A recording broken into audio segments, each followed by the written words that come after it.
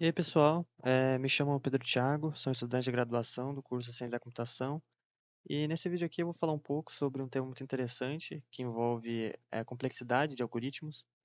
E dentro desse tema eu vou falar sobre o Big O. O que que é o Big O, né? O Big O, ou a Big O Notation, é uma notação voltada para descrever o crescimento de tempo e espaço de execução de um algoritmo conforme o tamanho de entrada aumenta. Então, o que que significa, né, no quesito complexidade de algoritmos? Então, você que é programador, enfim, ou tem a ideia de se tornar um programador, você já deve ter ouvido falar de algoritmo, né? De como eles funcionam, etc.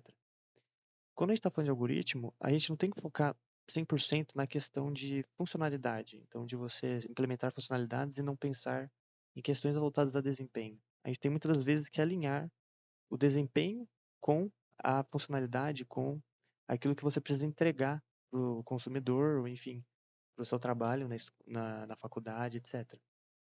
Então, pensando nisso, é muito importante que a gente utilize de um método para medir a complexidade do nosso código.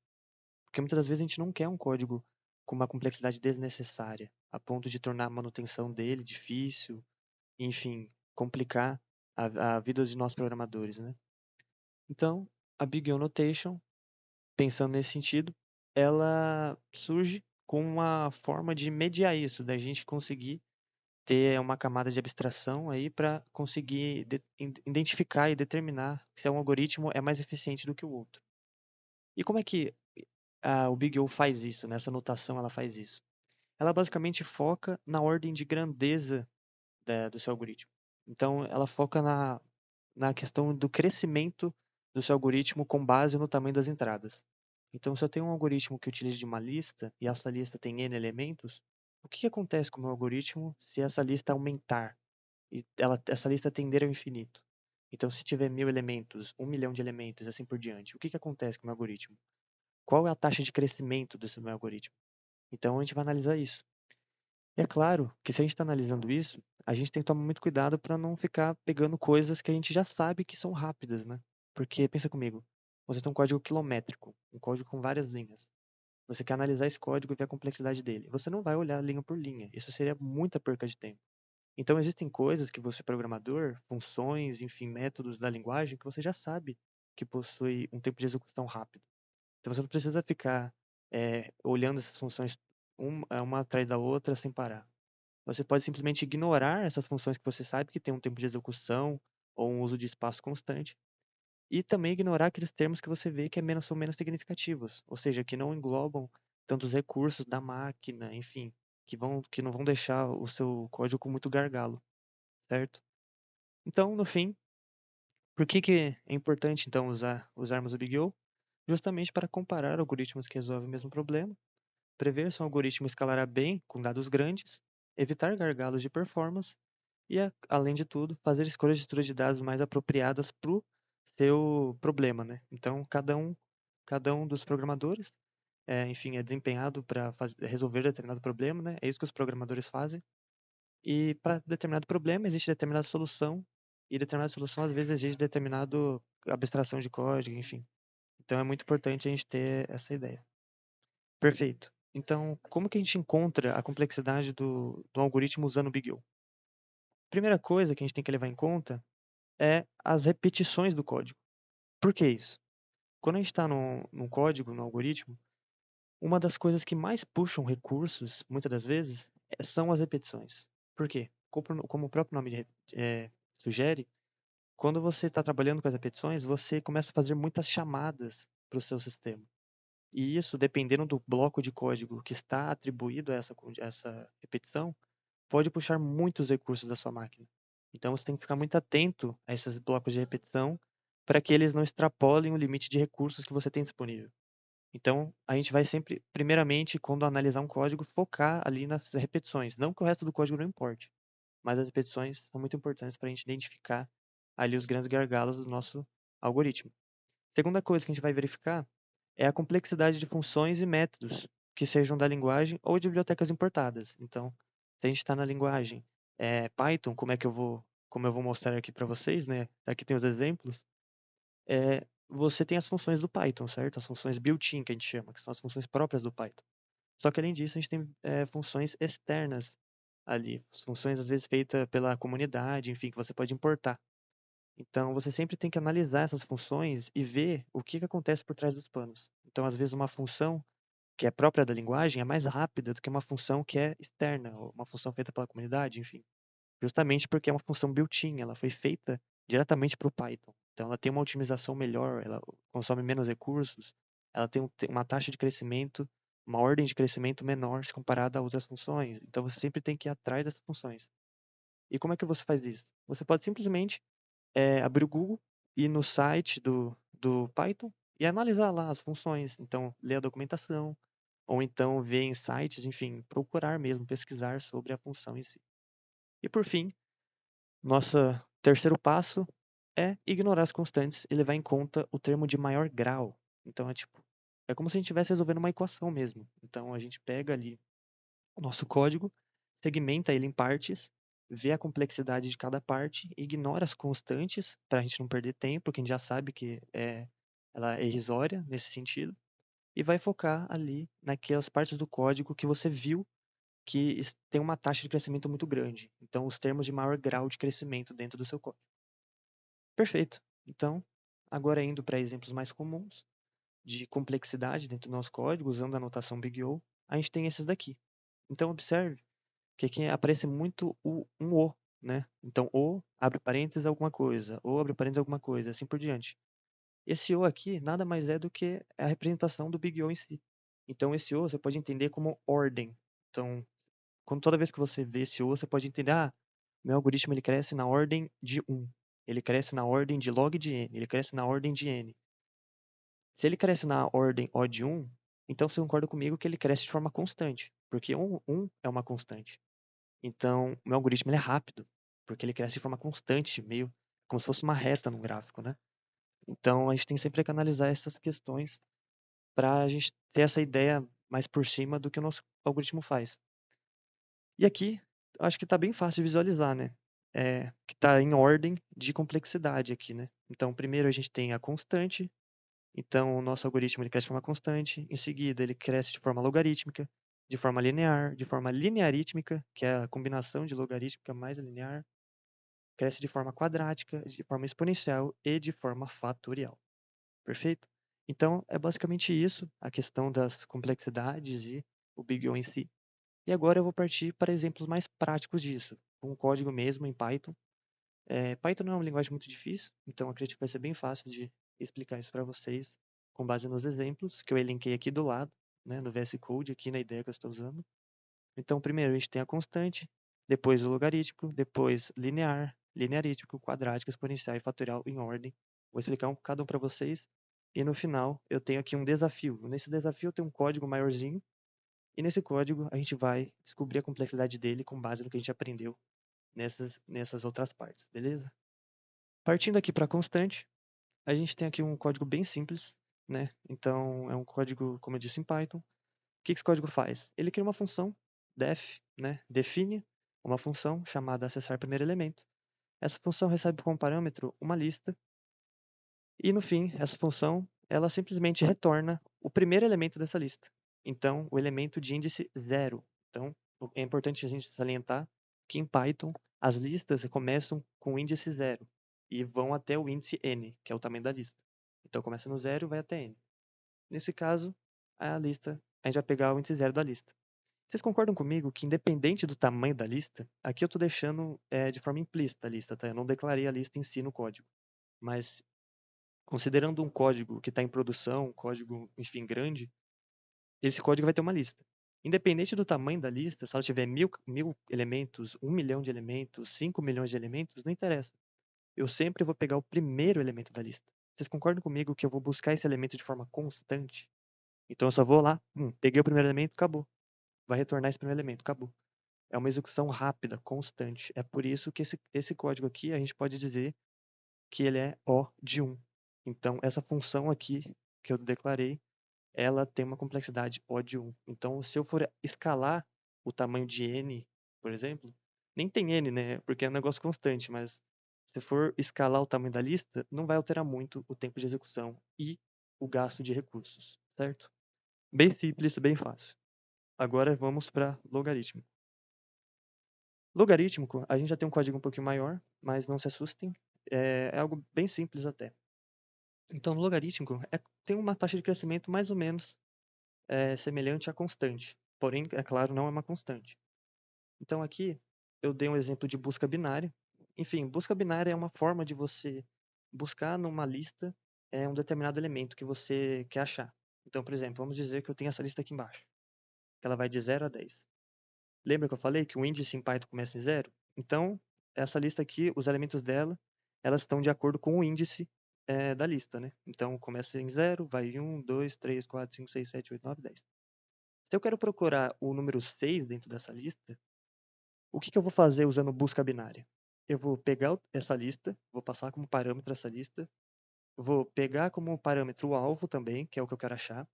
Eu vou definir o início, que é o 0, né? O início da lista. E vou definir um fim. Aqui tem uma coisa interessante. Lembra dos passos que eu disse? Então, primeiro ver os termos de repetição e depois ver as funções. Aqui, no caso, a gente apareceu uma função primeiro. Então, isso aqui é uma função do Python, chamada lem. Essa lem significa length, que vem do inglês, né? Que é a largura ali, o tamanho da lista. Então, essa função ela vai pegar o tamanho da lista e, em seguida, eu vou subtrair 1. Qual que é a complexidade do lem? Se a gente for pesquisar, eu não vou pesquisar aqui agora, mas posteriormente no vídeo eu vou ver se eu pesquiso alguma função para vocês terem uma ideia de como que faz. Mas o lem, ele tem uma complexidade constante. Por quê? Porque o lem, ele não é uma biblioteca, ele não é uma função importada de uma biblioteca. Ele é uma função built-in do Python. E lembra que eu disse no início do vídeo que às vezes funções built-in são mais rápidas que funções importadas? O lem é um exemplo disso. Porque o lem, ele vai simplesmente pegar o tamanho interno de uma lista. Então, quando a gente tem uma lista numa linguagem de programação, se a gente adiciona itens na lista, a lista aumenta, certo? Aumenta o número de índices da lista. E se eu diminuo a lista, o número de elementos da lista diminui junto com o índice. O que o lem faz é pegar o número interno da lista, que é dado pela própria linguagem, e vai simplesmente retornar ele diretamente. Então, ele não gasta tempo olhando a lista inteira. Ele só pega o número interno já dado pela linguagem, do tamanho da lista, e retorna. Isso é muito rápido. Ou seja, o lem ele tem complexidade O de 1. Então ele é bem rápido, na verdade. Você pode esperar que ele tenha complexidade O de n, por exemplo, linear, que ele percorre a lista inteira e tal, mas na verdade ele tem uma complexidade muito mais simples, que é O de 1. Então, como ele tem complexidade constante, nesse caso a gente vai ignorar ele. Então, simplesmente a gente vai ignorar esse lema aqui, por enquanto.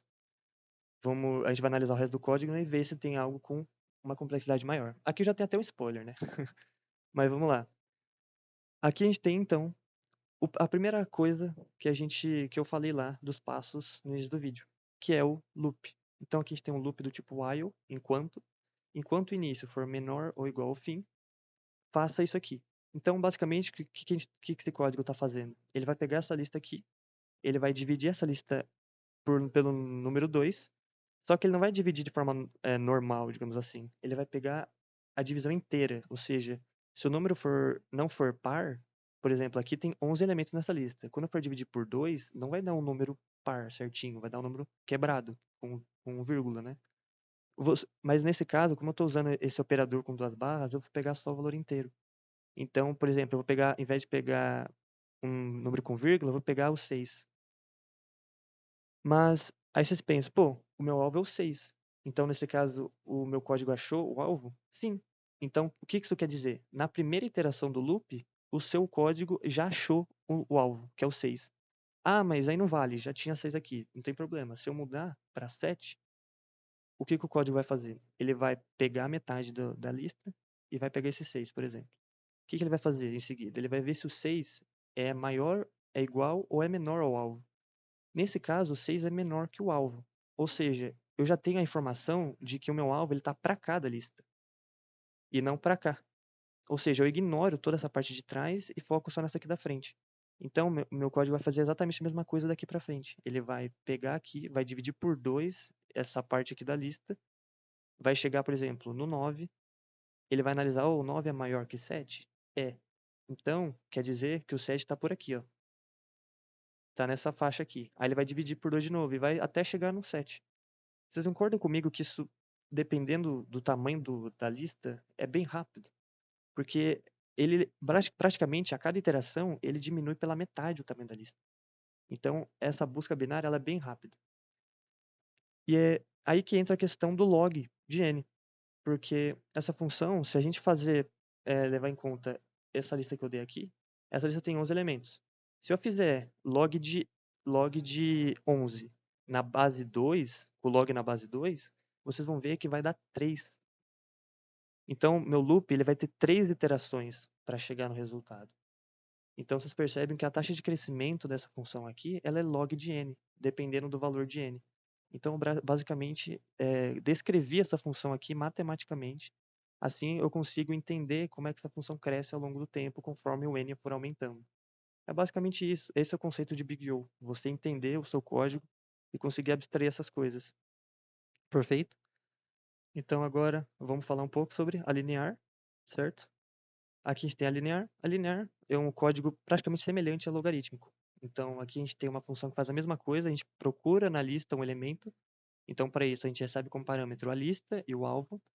Para cada item na lista, se o item for igual ao alvo, retorna verdadeiro, se não, retorna falso. Então, aqui eu tenho a mesma lista, praticamente, né, com os elementos, começa do 0 vai até o 10. Eu quero encontrar o alvo 6. Vocês concordam comigo que, diferente da busca binária, que tem complexidade logarítmica, aqui eu vou fazer uma busca linear, ou seja, eu vou fazer da forma tradicional que a gente faz, que é ir do 0 até o número. Então, o que meu código faz? Ele faz o primeiro loop com o for aqui, lembra dos loops que eu disse. Ele começa do 0, depois ele vê, 0 é igual a 6? Não é. Então ele vai para o próximo. 1 é igual a 6? Não é. 2 é igual a 6? Não é. 3 é igual a 6? Não é. Ele vai ficar andando de forma linear até chegar no meu alvo. No fim, vocês vão ver que o loop ele vai fazer 7 iterações. Se são 7 iterações, vocês concordam comigo que o código praticamente ele tem o mesmo propósito, que é procurar um alvo numa lista, mas esse aqui, ele faz mais iterações do que esse código aqui, logarítmico. Esse aqui faz 3 iterações. Então, qual que é mais eficiente? Em questão de performance, né? Em questão de agilidade, uso de memória, enfim. Nesse caso, é o logarítmico. Então, esse código aqui, essa busca binária, nesse caso, tem mais vantagens do que a busca linear. Lógico que existe a questão dos casos, né? Caso o item que você está procurando seja o 0, a busca linear vai ser mais rápida do que a busca logarítmica, porque você vai começar, como a busca linear vai começar do 0, ela já vai ver que o 0 é igual a 0 e, bum, a primeira iteração você já achou. Na busca logarítmica, não. Você teria que dividir no meio a lista, aí você teria que dividir no meio de novo, até chegar no 0, você vai ter mais iterações do que a busca linear. Então, a gente tem que levar muito em conta esses casos também. Então, no pior caso possível, qual que é a complexidade do meu algoritmo? No melhor caso possível, qual que é a complexidade do meu algoritmo? Então, vocês têm que ter essa noção na hora do desenvolvimento do código. Nem sempre é regra essa ordem que eu coloquei aqui. Então, é muito importante ter esse julgamento crítico na hora de resolver nossos códigos e saber julgar qual que é o melhor análise, qual que é a melhor abordagem para resolver determinado problema, certo? Vamos agora para a linearítmica. Na linearítmica, é bem difícil de falar, a gente tem basicamente a união da complexidade de log de n com a complexidade O de n, que é a linear, né? Então, na O de n, a gente percebe que a complexidade ela aumenta com base no tamanho da lista. É por isso que ela é O de n. Então, dependendo do tamanho da lista, se a lista tiver 20 elementos, a complexidade vai ser 20 ali. Se tiver 50, vai ser O de 50, por exemplo. Então, vai depender muito do tamanho da lista, porque ele vai percorrer linearmente essa lista. Então, vai depender desse for aqui e da lista que você estiver passando por esse for. Perfeito? Agora, na linearítmica, você vai ter dois conceitos. Você vai depender do tamanho da lista e, além disso, você vai utilizar dessa lista para fazer algumas operações. Então, aqui eu tenho um algoritmo para ordenar nomes. Então, eu vou receber como parâmetro nomes e vou retornar o sorted desses nomes. Olha só que interessante. Aqui eu tenho uma função. Aí vocês me perguntam, tá, e qual que é a complexidade dessa função? Eu já dei aqui um spoiler, né? Essa função ela tem complexidade n log de n. Tá, mas e como é que eu procuro isso? Agora sim eu vou procurar com vocês, na prática, essa questão da função, né? Então vamos lá. Como é que eu procuro? Eu posso vir aqui, simplesmente, vir aqui no Google, e aqui eu posso pesquisar o seguinte, ó, sorted Function Python. Aqui você tem vários sites, né? Então, W3 Schools, etc. E aqui tem a documentação. Então, vamos aqui, ó, Sorting Techniques, a documentação oficial do Python. Aqui, a gente tem várias coisas relacionadas a técnicas de sorting, né? E aqui a gente tem a função sorted. Então, a gente vai clicar aqui nela. Perfeito. Entramos aqui. Aqui ele vai falar um pouco sobre a função em si, questões mais técnicas que vocês não precisam entrar em detalhes. E aqui a gente tem outra coisa interessante, ó, For Sorting Examples and Brief Sorting Tutorial. Então aqui ele vai falar sobre exemplos de sorting, tutoriais relacionados. Opa, é isso que eu quero. Entrei aqui. E aqui ele vai explicar como é que se usa o sorted, enfim, alguns casos, vai explicar as funções envolvidas com o sorted, né? Então, se você for descendo, descendo aqui, você vai começar a ler a documentação, entender mais profundamente como as coisas funcionam, até que você vai chegar a um ponto que você vai encontrar o seguinte: você vai encontrar a complexidade desse algoritmo. Então, olha só aqui. The Team Sort Algorithm usado no Python, ele consegue fazer múltiplas ordenações de forma eficiente, porque ele usa como vantagem a ordenação usando um presente dataset. Então aqui ele está falando sobre um algoritmo de ordenação usado pelo sorted. Então se a gente clicar aqui no Team Sort, a gente vai ser direcionado para uma página e olha só que interessante, nessa página fala sobre a complexidade desse algoritmo. Então no pior caso de performance, ele tem ali O de n log de n.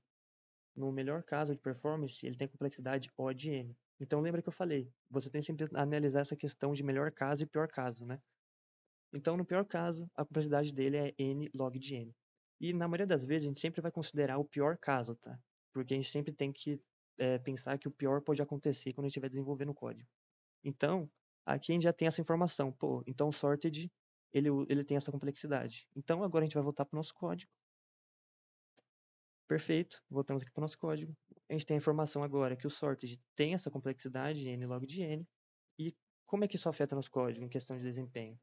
Poxa, aqui a gente tem nomes, né? Esse nome recebe uma lista. Então, João, Ana, Zé, Carlos, Bia, Duda, Léo. Se a gente for ver a documentação, bonitinho, a gente vai ver que o sorted, ele vai pegar essa lista aqui e ele vai ordenar ela em ordem alfabética. Então, a gente vai criar uma variável ordenados e vai jogar aqui essa função ordenar nomes, retornando os nomes sorteados. Sorteados não, ordenados, né? Com base no alfabeto. E aí, perceba uma coisa. O que que essa função vai fazer? Ela vai precisar, no mínimo, olhar cada elemento do array, da lista. Por quê? Porque ela precisa saber, né, como que começa esses elementos, né? Então, para isso, ela precisa percorrer o array inteiro, pelo menos. Ou seja, ela percorre o número n de elementos. Em seguida, ela precisa representar um número de divisões ou comparações dentro dessa ordenação. Então, além de percorrer pelo menos uma vez esse array, ela também vai comparar os nomes ali desse array, fazer comparações. Então, como que eu vou saber que Ana fica no começo e João fica mais lá no final? Porque ele vai ficar fazendo várias comparações. E aí que entra o log de n. Você divide o problema em pedacinhos e vai analisando. Isso tem uma complexidade logarítmica. Alinhado com você olhar a lista inteira, que tem complexidade n, você pega as duas coisas, né? Então você pega uma complexidade O de n e multiplica para a complexidade log de n. No fim, você tem isso daqui, n log de n. Então, essa é a complexidade desse algoritmo. É como se ele fosse um filho do logarítmico com o linear. Entenderam? Bem simples também, bem fácil. Quadráticas. Quadráticas eu vou ser bem direto e reto. O que você vai olhar? For. For, while, enfim. Você vai olhar a quantidade de for aninhado. O que é um for aninhado? For é um for dentro do outro. Então, perceba que existe uma indentação aqui, né? Um espaço. Então, aqui a gente tem um for. Esse for, ele percorre uma lista chamada turma. E dentro desse for tem outro for que percorre a mesma lista chamada turma. Então, o que que a nossa função aqui faz? Ela cria uma função chamada comprimentos, que recebe uma lista chamada turma. Para cada pessoa na turma e para cada outra pessoa nessa mesma turma, você vai ter uma pessoa cumprimentando a outra. Então, é como se você estivesse fazendo um algoritmo que faz com que cada pessoa de uma turma de, sei lá, 50 pessoas, cumprimente todas as outras. Isso ela tem uma complexidade O de n ao quadrado. Porque vocês concordam comigo que eu vou percorrer turma praticamente 2 vezes, justamente para poder cumprimentar todas essas pessoas. Então, se fosse só esse for aqui, seria a complexidade O de n. Porém, como é um for aninhado, um dentro do outro, vai ser O de n e O de n. Você multiplica os dois, fica O de n ao quadrado. Então, essa é a complexidade desse código. E conforme mais foras aninhados você for adicionando, maior vai ser esse número elevado. Então, 2 foras aninhados, n ao quadrado. 3 foras aninhados, n ao cubo. 4 foras aninhado, n elevado a 4. E assim sucessivamente. Então, para esse ter esses 3 pontinhos. Então, basicamente isso. Bem fácil, rápido também de ser explicado. Exponencial. Aqui eu dei um exemplo clássico, que é a Fibonacci. Fibonacci já devem ter ouvido falar, né? Então, eu tenho aqui, por exemplo, uma sequência, que é a sequência de Fibonacci. Então, o que eu vou fazer? Eu vou começar no 0 e 1. Eu vou pegar os dois termos anteriores, somar eles para dar o terceiro. Então, 0 mais 1, 1. 1 mais 1, 2. 2 mais 1, 3. 2 mais 3, 5. E assim sucessivamente. O que esse código faz? Ele vai pegar o enésimo termo da sequência de Fibonacci em ordem crescente. Então, ele vai começar desse início aqui. E você vai pegar o enésimo termo de como se fosse uma lista que representa a sequência de Fibonacci. Lembra que eu falei que a lista em Python começa com o índice 0? Então, é isso. Então, se eu colocar aqui, Fibonacci recebe como parâmetro 2. Então, você vai pegar a sequência de Fibonacci, aqui tem o elemento 0, elemento 1, elemento 2. O que meu programa vai imprimir? Vai imprimir 1. Então, o resultado do meu programa vai ser 1. Se eu colocar Fibonacci recebe como parâmetro 5, ou melhor, 4, eu vou olhar aqui para a sequência de Fibonacci. Qual que é o elemento 0? 0. Qual que é o elemento 1? 1. Qual que é o elemento 2? 1. Elemento 3? 2. Elemento 4? 3. Então, meu algoritmo vai imprimir esse resultado aqui. E como é que o meu algoritmo faz isso? Ele vai usar de recursão. Então, ele vai pegar uma função, que é um bloco de código, e vai retornar essa função 2 vezes, só que não vai retornar a função da mesma forma de antes. Ela vai pegar o valor que você deu para ela, que é n, vai subtrair por 1, em seguida vai somar com essa mesma função, subtraindo n por 2. Então ela vai pegar os dois termos anteriores e vai somar. É exatamente isso que essa função está fazendo. Só que qual que é o problema aqui? O problema é que chamar funções demanda memória. A recursividade em si, no conceito da programação, utiliza mais memória do que o convencional. Lógico, existem vantagens em usar recursão, como, por exemplo, legibilidade, enfim. Mas existe um custo, e esse custo é performance. E nesse caso, como a gente está chamando a função 2 vezes, e essa função ela depende muito de n, então quanto maior for o tamanho de n, mais vezes o Fibonacci vai ser chamado, até que ele pare nessa condição aqui. Então ele só vai parar quando atingir essa condição. Então ele vai retornar Fibonacci mais Fibonacci e vai voltar aqui para o início. Se n for menor ou igual a 1, retorna o n. Se não, ele volta a fazer isso aqui de novo. E vai fazendo isso até chegar nessa condição aqui. Então, se concorda comigo, quanto maior o n cresce, isso aqui cresce de forma exponencial. Como eu estou chamando a função 2 vezes, então olha só qual que é a complexidade. 2 elevado a n. Então eu chamo a função 2 vezes e ela depende ali do tamanho de n. Ela cresce de forma exponencial os recursos ali com base no valor de n. Então essa é a ordem de crescimento dela, essa é o big O dessa função. Perfeito? 7 fatorial.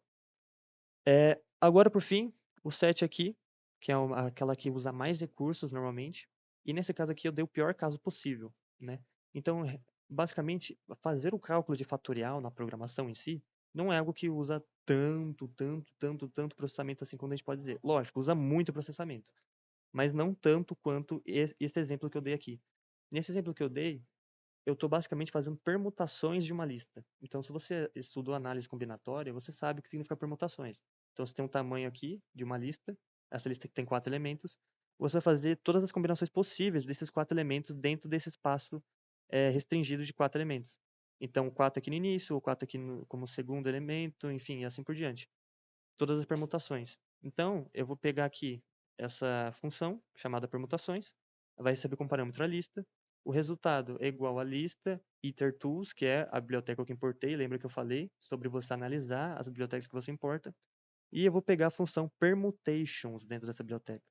Se eu for pesquisar sobre isso daqui, itertools permutations, dentro dessa biblioteca itertools, vocês vão perceber que a complexidade dessa função ela é fatorial. Então, olha só que interessante. itertools. Vou usar aqui a documentação do Python e vamos nos aventurar aqui. Então, vamos ver. itertools, vamos pesquisar aqui, ó. Vou dar um Ctrl F. Permutations. Olha só. Achei, cliquei aqui. E olha só o que me aparece aqui, logo de cara. N fatorial dividido por, abre parênteses, N menos R, fecha parênteses, fatorial. Isso aqui lembra muito aquelas fórmulas de permutação, de análise combinatória que a gente vê no ensino médio, né? Então faz sentido, né? O crescimento aqui dessas permutações é fatorial, né? Então eu acabei de analisar isso já olhando a documentação do Python. Olha só que interessante. Então, voltando para cá, eu já sei que isso aqui tem um crescimento fatorial. Então isso aqui é O de N fatorial. E isso aqui vai retornar o resultado da lista com as permutações, certo? E aí eu vou pegar esse resultado e vou imprimir, usando o len, que a gente já sabe que é uma função built-in do Python que tem valor constante. Ou seja, a gente ignora. No fim, qual que é a possibilidade desse código inteiro? É O de N fatorial. Então, é um código que, dependendo do valor de N, dependendo do tamanho da lista, ele usa muito recurso e muito tempo. Perfeito? Então, basicamente é isso de todos esses exemplos. Eu acabei de dar todos os exemplos mais práticos e mais cotidianos do programador que ele pode encontrar de complexidade, certo? E agora a gente vai para o mais interessante, que é o desafio em si, né? Vamos lá.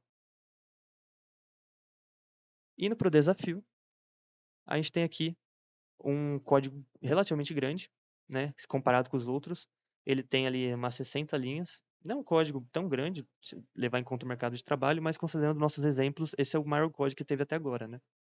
Então, a gente pode ver que a estrutura desse código é bem modular, então tem muitas funções, né? Essa função, essa função, essa função, essa função, e assim sucessivamente. E aqui eu botei uma descrição dessas funções. Então, o que esse código faz? Ele importa uma biblioteca chamada random. Essa biblioteca, ela gera uma lista de usuários, que tem o nome e idade. Ela busca o usuário pelo nome. Em seguida, conta usuários com idade maior que 30. Ordena usuários pelo nome. Compara todos os pares para ver se tem a mesma idade. E aqui ele tem uma operação constante que ele vai só imprimir se que a análise foi concluída. E por fim, a gente vai imprimir todos esses resultados aqui embaixo. Primeira coisa que a gente vai analisar aqui. Cara, o que que é importante aqui? Vamos analisar aqueles três passos que eu passei no início. Então, vamos ver as repetições, em seguida as funções, e vamos ignorar as constantes. O que que eu sei que é constante aqui? Cara, esses prints aqui, pode ter certeza que eles não vão deixar o seu código com gargalo. Então, ignora. Aqui, aqui você está chamando uma função. Opa, aqui a gente tem que tomar um pouquinho de cuidado, então a gente vai analisar essa função primeiro, né? E aqui, propriamente dito, a gente tem as funções. Então, o que a gente vai ignorar logo de cara? Esses prints. Os prints a gente vai ignorar por enquanto. Vamos focar nas funções. Então, eu vou começar pela primeira função aqui. Vamos analisar função por função. Essa função aqui, ela gera usuários. Então, ela tem a variável usuários, que tem uma lista vazia. Então, para cada i dentro de um raio de n, você vai ter repetições com base no tamanho de n. Então, vocês concordam comigo que isso aqui ele vai repetir não indefinidamente, mas até chegar em n, no range de n. Então, já pode dizer aqui, a gente tem esse for, a gente pode dizer aqui, a grosso modo, logo de cara, que isso aqui tem um crescimento O de n, vai? Pô, por quê? Porque depende de n, né? Pô, ele é meio que linear, então ele vai percorrer a lista, vai percorrer de forma linear. O i vai começar no zero e vai 0, 1, 2, 3 até chegar no n. Então, se o n for 5, 0, 1, 2, 3, 4, 5. Chegou no 5, parou o for. Mas beleza, a gente não pode chegar nessa conclusão tão precipitada ainda. Vamos analisar o resto aqui que está dentro do for. Pô, aqui a gente tem uma variável que recebe user e recebe outra variável aqui como parâmetro. Então, user alguma coisa, user um número, né? Aleatório. Aqui a gente tem uma idade. Idade recebe, opa, aqui tem uma função. Random.ranged. Isso daqui é a função que a gente portou. É uma função externa ali, né? E essa função, se a gente analisar, ela não tem uma complexidade grande. Eu não vou pesquisar propriamente de todas as funções que aparecerem aqui, porque eu já tenho uma ideia, né? Já sei como é que funciona, mas essa função aqui, acredita em mim, ela não tem uma complexidade tão grande assim. Então ela não vai afetar significativamente o nosso código. Então a gente pode simplesmente, por enquanto, ignorar isso. Então, se você estivesse analisando esse código, lógico, você teria que pesquisar, etc e tal. Mas eu já sei que isso aqui não vai afetar muito meu código. Então, pô, eu vou ignorar. Em seguida, usuários.append. Opa, append, isso aqui é uma função. Isso aqui é um método, função, enfim, da linguagem. Então, o que essa função faz? Ela basicamente adiciona uma coisa na lista. Se a gente for analisar isso aqui, a gente vai saber também que ela não tem uma complexidade muito grande. Então, não vai afetar significativamente nosso código. Então, eu posso simplesmente ignorar também. Então, no fim, esse bloco de código aqui, essa função, vai ter complexidade O de N. Perfeito? Vamos para o próximo. Def buscar usuário. Então a gente vai buscar o usuário, vai receber como parâmetro usuários, um nome-alvo. Para cada usuário, em usuários, a gente vai verificar se o usuário nome é igual ao nome do alvo. Se sim, retorna o usuário, se não, tem aqui um nome, né? Retorna nada. Isso aqui, pô, não tem função, não tem nada demais aqui, não tem nenhuma função louca. A gente só está fazendo uma comparação, comparação a gente sabe que é uma coisa rápida, e está retornando variáveis. Isso aqui é rápido também, o retorno é imediato, é O de 1. Então, pô, a gente já sabe que isso aqui é o de N, né? Mesma coisa. O de N. Por que o de N? Por causa do for, né? Por causa da repetição. Lembra que eu falei que pode mais dar gargalo no seu código? Normalmente são as repetições. Então aqui vai depender do tamanho de usuários. Aqui a gente tem um valor fixo de N. Fixo não, né? Uma variável N. Vai depender de N. Aqui você pode pensar, pô, mas aqui é usuários, é diferente. Não. Porque usuários é uma lista. E a lista tem N elementos. Então, no fim, você continua sendo dependente de N. Certo? Então a complexidade é O de N. Perfeito? Continuando, a gente tem aqui contar maiores 30, recebe com parâmetros usuários, o contador aqui, uma variável contadora, que é inicializada com 0. Para cada usuário em usuários, que é uma lista, se o usuário idade for maior que 30, adicione 1 no contador. E no fim retorna o contador. Pô, mesma coisa de antes. Tem uma comparação aqui, nada demais, algo constante, né? Complexidade. Uma variável recebendo os valores aqui, tranquilo também. Aqui um retorno constante, tranquilo também. No fim, qual é a complexidade disso aqui? Pode ir. Pô, super simples até agora, né? Tá, mas aqui tem uma coisa. Opa, aqui já tem uma coisinha. Olha só. Essa função aqui, ela é bem pequenininha, né? Aí a gente pode até pensar, pô, essa aqui é de boa, né? Ela não tem complexidade tão grande, ela é tão pequenininha. Mas aí você olha quem tá aqui, sorted. Lembra do sorted, então? Que a gente viu? Olha só. Olha o sorted aqui. Qual que é a complexidade dele? A complexidade dele é n log de n. A gente já viu isso, a gente já pesquisou. Então, pô, nem vou perder meu tempo. Aqui é n log de n. Não tem nada demais aqui, a gente só tá usando o sorted, né? Retornando o sorted. Então a gente sabe que ele é O n log de n. Olha só. Perfeito, vamos pro próximo. Def, pares mesma idade. Então a gente vai ver os pares agora de mesma idade, recebe a lista de usuários, pares recebe lista vazia. A gente vai analisar o tamanho de usuários, né, usando o length, que tem uma complexidade constante, que a gente já viu. Para cada i, no range de n, opa, aqui a gente está dependendo de n, ó, de n já. Mas olha só o que tem aqui, outro for dentro, um for aninhado, dois fores, um dentro do outro. Mas mais do que isso, os dois fors dependem do mesmo n, do mesma, da mesma variável. Então, além de eles estarem alinhados, eles dependem da mesma variável. Ou seja, aqui a gente tem O de n, aqui também tem O de n, olha só. Aí depende de n em cima e embaixo aqui. Então, no fim, vocês concordam comigo que isso aqui, na verdade, vai ser essa função inteira aqui, tudo isso daqui, vai ser O de n ao quadrado, pô. Multiplicando esses dois aqui. Aqui embaixo, a gente pode ver que não tem mais nada demais que acrescente nessa função. Então, a gente tem comparação, se o usuário, idade e tal, de tal índice for igual ao usuário, idade de tal índice, você pega o pares e adiciona na lista tal, esse nome de usuário e esse outro nome de usuário. Depois retorna os pares. Pô, isso aqui é coisa constante, né? Coisa que não irrisória. O que vai pegar mesmo vai ser esses dois fora aqui. Então, a complexidade aqui é O de n ao quadrado, certo? E agora, pô, isso aqui não precisa nem falar, né? Você está retornando uma string, está retornando ali um conjunto de caracteres. Isso aqui é bem rápido, cara. Isso aqui é algo constante, é O de 1. Olha só. Então, essa função aqui é O de 1. Pô, nem vou perder meu tempo. Lembra que eu falei lá atrás? Isso aqui a gente ignora. Pô, isso aqui a gente está chamando as funções que a gente já analisou. Lógico, ele está passando os elementos aqui, porém, como o Big O ele sempre leva em consideração o N tendendo para, enfim, conjuntos muito grandes, não tem problema ele estar passando esse 1000. A gente já analisou essa função e tal. Então, a gente já sabe a ordem de crescimento dela. Não precisa analisar de novo. Aqui, a gente tem um len, que a gente já sabe que é constante, então, pum, no final é isso. Aí, então, essa função, crescimento O de 1, aqui O de n ao quadrado, aqui O n log de n, aqui O de n, O de n, O de n. Lembra das regras? Deixa eu até retornar aqui, ó. A gente vai sempre levar em conta o termo de maior grau. É ele que vai definir a complexidade maior do nosso código. Não que o resto não importe, tá? Lógico que o resto importa.